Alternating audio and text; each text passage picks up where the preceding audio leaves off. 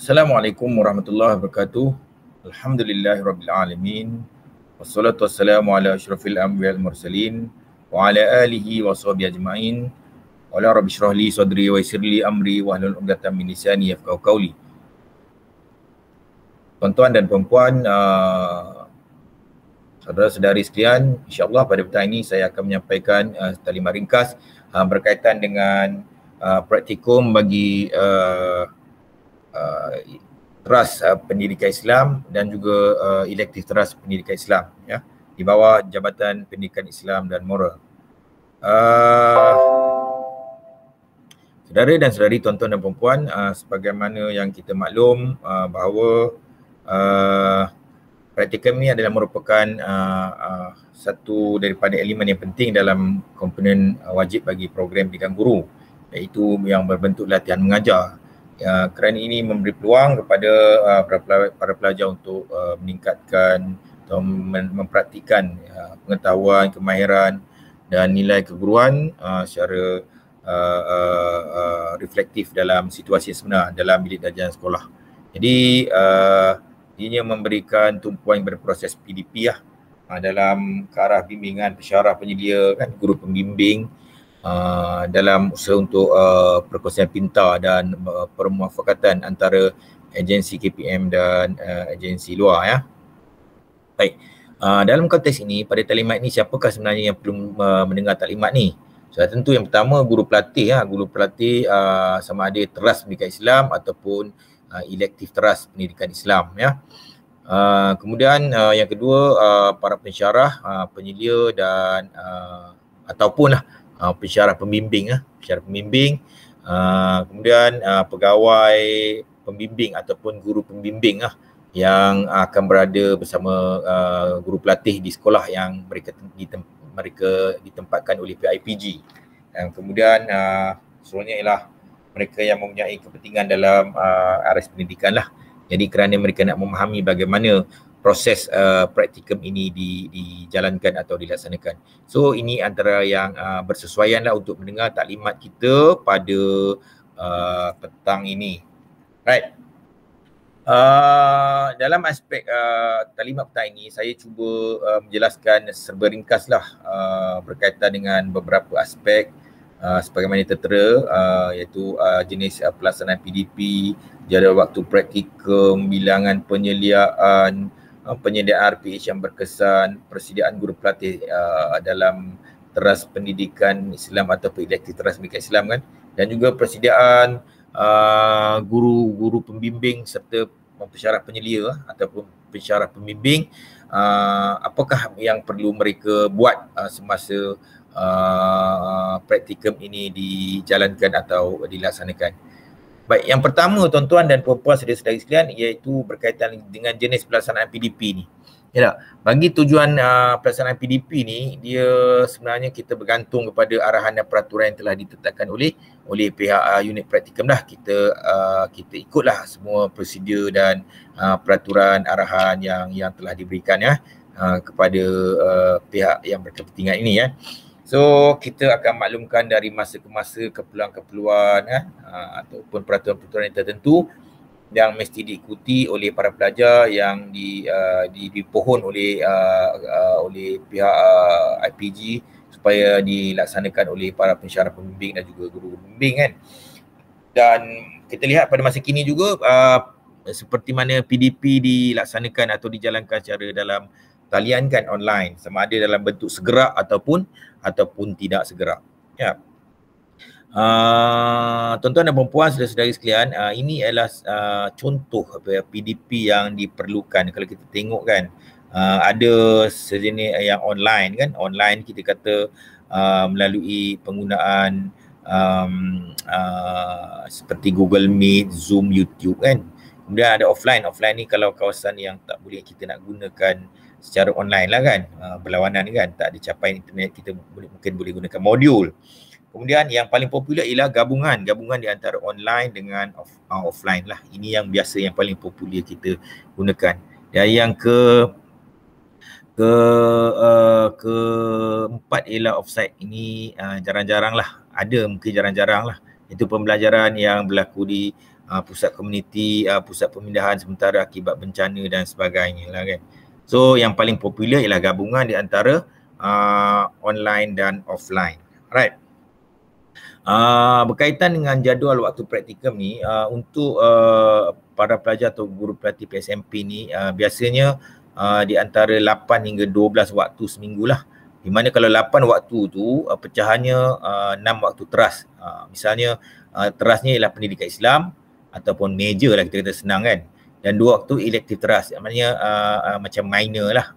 Contohnya kalau teras pendidikan Islam, minornya ialah elektif terasnya ialah contohnya dia pelajar mengambil PJ kan, jadi kena 2 waktu kan, so jadi 8 waktu. Jadi bilangan penyediaan RPH tu 6 untuk bidang teras dan 2 untuk bidang elektif teras. Dan bagi PDP co-curriculum, RPH ni boleh disediakan dalam masa 2 minggu sekali lah. So 2 minggu boleh buat satu RPH untuk co-curriculum itu kan. So ini ialah jadual waktu praktikum. Alright. Yang ketiga, ini ialah bilangan waktu praktikum, penyeliaan praktikum lah, pemetaan penyeliaan praktikum bagi fasa 1 dan fasa 2. Saya tak akan mengulas banyak sebab di sini sudah diletakkan bagaimana pensyarah, pembimbing boleh melihat keperluan-keperluannya bermula dari minggu pertama hingga minggu ke 12 ya. So kita lihatlah di sini telah diberikan mapping yang baik lah. Ada PR1, PR2 kan, kemudian RPP lah, refleksi pertengahan praktikum kan, kemudian ada borang PR2 dan borang penyeliaan bersama. So dilihat di sini antara perbezaan ni antara penyelia bidang teras dan juga elektif teras lah. Cuma biasanya penyelia elektif teras akan juga menyelia co-curriculum. So co-curriculum ni ada 2 dalam sistem MyForums yang kena isi ya. Satu borang PR1 co-curriculum dan satu borang PR2 co-curriculum. Ya, ada 2 kali lah ya bagi pengisian borang itu. So boleh dilihatlah di sini ialah jumlah bilangan penyeliaan waktu praktikum ya. Okey. Yang ini ialah untuk pensyarah lah ya. Right. Kemudian ini ialah penyediaan RPH yang berkesan. Saya telah sediakan bentuk yang memudahkan para pelajar serta guru pembimbing dan juga pensyarah yang menyelia mata pelajaran pendidikan Islam, bagaimana cara untuk menulis RPH ini. Cumanya di sini kita lihat saya nak menekankan tentang objektif lah. Objektif ini kita lihat mesti ada 4 unsur iaitu boleh kita kata kecirikan 4 lah, ABCD, iaitu audience, behavior, contents, degree of achievement. Apa maksud audience itu? Audience itu ialah murid itulah. Behavior ni ialah tingkah laku. Tingkah laku yang kita kendaki pada pelajar ini haruslah dilihat secara eksplisit ya, bukan implisit. Maknanya boleh diukur, sementara konten ni pula ialah isi kandungan pembelajaran yang kita nak ajar pada hari itu, dan juga degree of achievement ini ialah berkaitan dengan tahap yang kita kendaki murid capai pada sesi pembelajaran tersebut. Okey. Yang lain-lain itu akan saya terangkan di bawah lah, berkaitan contohnya amalan pedagogi masa kini dan sebagainya. Okey. Right. Ini ialah contoh dan juga ulasan bagaimana RPH itu disusun. Okey. Baik. Kemudian kita juga lihat contoh RPH co-curriculum ya, bagi pensyarah elektif teras, mereka contohnya pensyarah elektif teras pendidikan Islam, mereka akan menyelia RPH co-curriculum. Jadi bila menyelia co-curriculum, ini adalah contoh bagi mereka untuk melaksanakan penyeliaan terhadap para pelajar ini ya. Okey. Yang sinilah yang paling penting, iaitu bila ada tema berfokus, para pelajar harus faham yang ni ya. Bila sebut aspek tema untuk perancangan, ini aspek tema ada 4 dan perinciannya di sebelah kanan itulah. Contohnya bila pelajar meletakkan aspek tema pembelajaran, maka perinciannya permulaan ialah berkaitan dengan seinduksi. Itu juga dengan pelaksanaan PDP, aspek tema juga ada dinyatakan ya, dan perinciannya ada diletakkan yang saudara-saudari atau tuan-tuan dan puan-puan boleh rujuk di sinilah.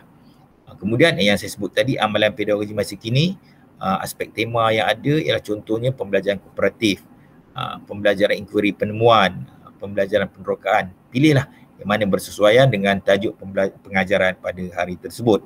Dan kemudian wujudnya juga kemahiran insaniah, contohnya kemahiran komunikasi, kemahiran sosial yang untuk letakkan dalam RPH itu. Alright. Kemudian adanya refleksi bila mereka selesai mengajar, catatan refleksi selepas PDP boleh ditulis untuk melihat kekuatan serta penambahbaikan lah, senang kita kata penambahbaikan dalam PDP yang mereka buat ini. Right. So di sini juga saya letakkan bagaimana guru-guru pelatih itu harus mempunyai komitmen yang tinggi dalam merealisasikan proses praktikum ini kena ada perbincangan, persefahaman dengan pensyarah penyedia, dengan guru pembimbing kan, membina hubungan profesional kan. Kemudian dia ada proses-proses yang tertentu yang saya nyatakan di sinilah, mematuhi etika dan sebagainya kan. Dan yang kelima ialah persediaan pensyarah penyelia kan, dan ataupun pensyarah pembimbing dan juga guru pembimbing. Jadi yang penting ialah penyeliaan tu secara umumnya hendaklah berdasarkan pencerapan klinikal. Artinya bila kita nak membimbing, kita mesti ada pra, semasa dan post. Itu sangat penting lah. Dan bimbingan itu perlu kepada berterusan sepanjang praktikum. Kita boleh buat penilaian selepas kita berikan bimbingan. Ini ialah 3 aspek yang sangat penting pada kita pensyarah, penyelia ataupun guru pembimbing dalam proses kita menyelia dan membimbing pelajar-pelajar atau guru pelatih di bawah seliaan kita. Penyeliaan itu sangat penting yang berasaskan kepada pencerapan klinikal. Okay? Dan kita tidak boleh memberikan justifikasi sebelum kita melaksanakan bimbingan kepada murid kepada pelajar tersebut. Okay. Jadi saya ingat itulah taklimat ringkas saya berkaitan dengan